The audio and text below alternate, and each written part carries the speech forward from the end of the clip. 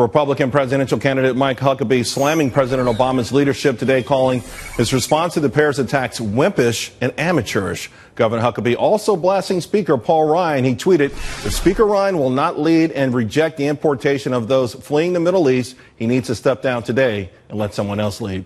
Governor Huckabee joins me now. All right, Governor, first, I got to get your thoughts on this mass rejection by governors pushing back against the White House, and not all GOP governors, by the way, with respect to Syrian refugees. Well, they're doing the right thing for their states. The governors were elected to protect their states. The president clearly is not putting the American people's protection first. He's more interested in protecting the reputation of Islam than he is America.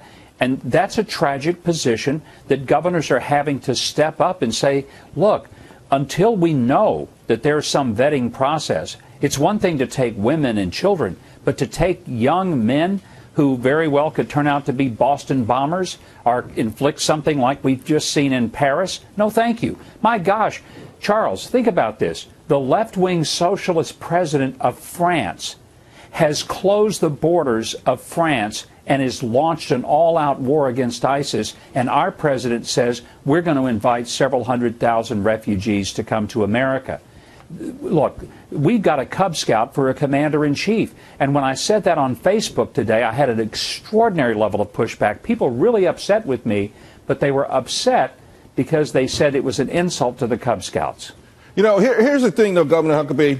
A few left-wing, if you will, media outlets, including Think Progress, saying this is all sort of an exercise in futility. The Supreme Court has ruled on this, saying the supremacy of national powers in general field of foreign affairs, including power over immigration, nationalization, and deportation, is made clear by the Constitution. So are these governors mostly posturing, or are they finally fighting back? Because I think that the executive branch has usurped powers from Congress, the Supreme Court, and even the states.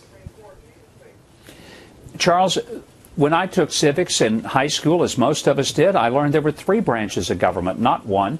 And I learned that the Supreme Court is not the supreme branch, and it certainly isn't the supreme being.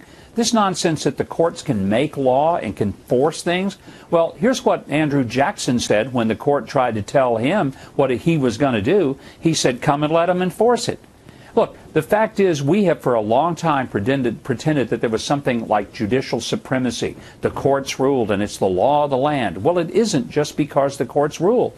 Those governors have every right to protect their states.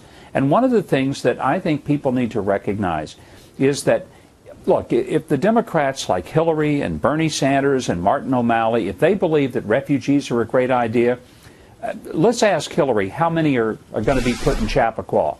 Let's ask Bernie Sanders how many are going to Vermont. Let's see how many thousands will go to Baltimore. And let's send some to the Upper East Side of Manhattan, and some to Hollywood, and some to Georgetown, right in the heart of Washington, D.C. You know, why is it that liberals are so interested in making sure that we pretend that this is a matter of compassion, but they're not willing to say, please come into our gated neighborhoods and live next door to us, because they don't know whether or not they're really refugees or whether they're terrorists in hiding. And, you know, Governor, not only do they not know, but to your point, they don't care because it's not NIMBY. It's not in their backyard. They're sending them to somebody else's backyard 10 states away. But having said that, you also threw down a gauntlet on Paul Ryan. You know, he's just only been in the speakership for a couple of weeks now. Will this be some sort of defining moment for him as well?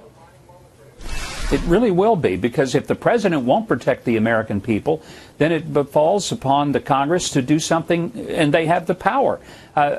Some people were saying, well, what can he do? Well, I'll tell you what he can do. He's the Speaker of the House, and the Republicans are in the majority. Cut the purse strings. Defund the notion that we can pay for all of this. By the way, we're broke.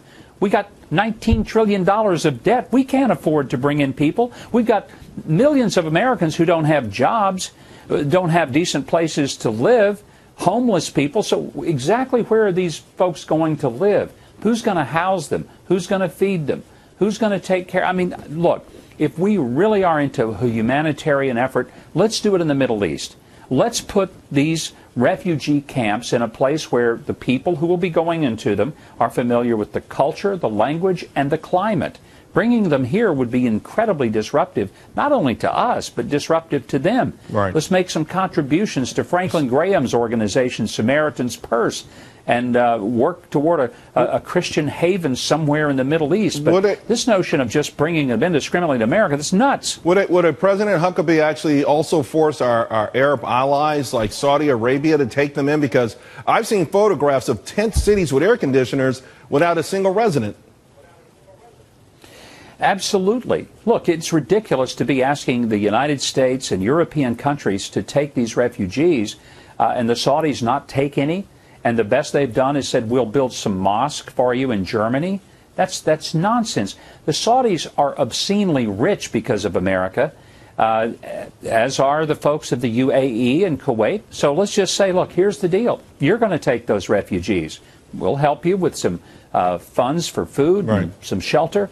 But they're going to be in your backyard, not ours. Well, it only stands to reason. I do want to ask you, because there's a call, if you will, to screen Syrian refugees based on religion. Today, President Obama was furious. He actually blasted the idea. Let's take a listen. When I hear folks say that, well, maybe we should just admit the Christians but not the Muslims. When I hear political leaders suggesting that there would be a religious test, that's shameful. That's not American. Governor Huckabee, what's your take on that? I don't think you impose a religious test. This isn't about whether you check to find out what their faith is, because they might not be honest with you anyway. I'm just saying that we shouldn't be importing people from the Middle East right now because we don't have a good process to determine who they are.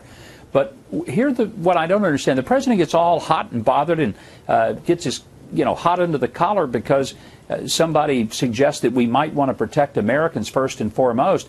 Again, I would just want to point out, how embarrassing is it that the president of France, for God's sake, is showing the kind of spine and backbone and saying we're going to war against these animals, we're going to hunt them down and kill them, and Obama is saying we better worry about climate change. And by the way, while France is closing its borders, our president wants to close Gitmo. We need to bring some more people into Gitmo and house them there, not turn them loose.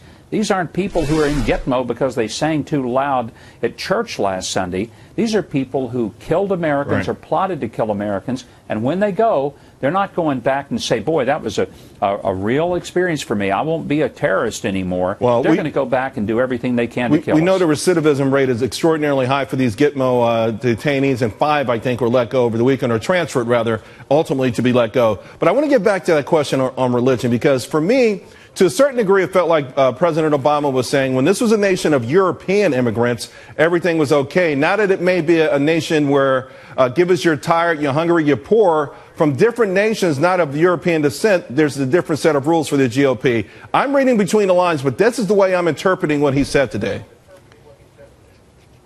Well, I don't think that's what it is. I think this president just is so defensive of anything that is Islam that he just cannot bring himself. And obviously neither can Hillary, neither can Bernie Sanders, neither can Martin O'Malley, to admit that the jihadists are Islamic radicals and that what drives them. The president today made this ridiculous statement in his press conference. He said something like, we want to get to the underlying problem. Charles, the underlying problem is their radical interpretation of the Quran and their radical desire to take us back to the 7th century for their religious reasons. Now, it does not mean that all Muslims are jihadists, but all the jihadists are definitely Muslim, and he just doesn't want to admit that.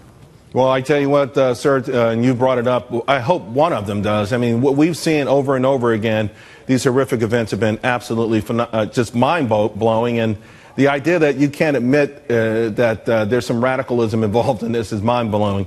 Governor Huckabee, you're always a good friend, and I appreciate you taking out the time to help us start the show this afternoon.